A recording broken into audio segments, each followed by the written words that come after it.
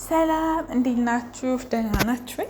ይህንን የምታዩትን እንጀራ እስኪ ገምቱ። የምን እንጀራ ይመስላችኋል? የጥቁር ጤፍ፣ የነጭ ጤፍ ወይስ የማሽላ? በነገራችን ላይ በውጭ ሀገራት የኢትዮጵያ ጤፍ ያስቸግራል። እንጀራ ሆኖ በደንብ አይወጣም እና ብዙዎችን እያስቸገረ ነው። እኔም ሞክሬያለሁ፣ ብዙም አላማረልኝም። ነገር ግን እኔ ዛሬ ይህንን የምታዩትን እንጀራ እንደዚህ ቆንጆ ሆኖ ይወጣልኝ የዳጉሳ ዱቄትንና የስንዴ ዱቄትን በመደባለቅ አውኩቼ ነው እንደዚህ ቆንጆ እንጀራ የጋገርኩት።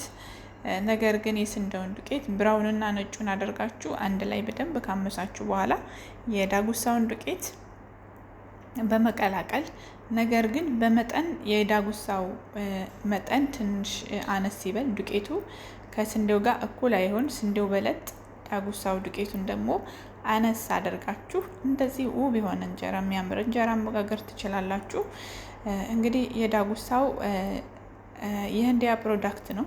ህንዲያ ውስጥ ነው። ኦርጋኒክ ራጊ ፍሎር ነው የሚለው ይሄ ማለት ነው። በጣም አሪፍ ነው። ቂጣ ይሆናል፣ የፈለጋችሁትን ገንፎ ይሆናል።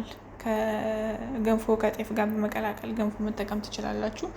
ቂጣም እንደዚሁ ከጤፍ ጋር ከስንዴ ጋር ቀላቅላችሁ ቂጣ ማድረግ ትችላላችሁ። በነገራችን ላይ አረቦች ቂጣ ይጠቀሙታል።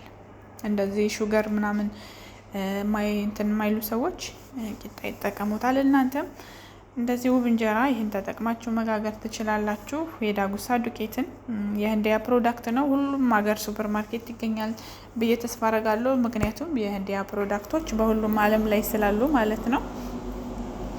ስለዚህ እናንተም እንደዚህ ጋግራችሁ እንድትጠቀሙ ልነግራችሁ ነው። እንደምታዩት እኔ ቆንጆ እንጀራ ጋግሬ ያለው፣ እናንተም ጋግራችሁ ተጠቀሙ።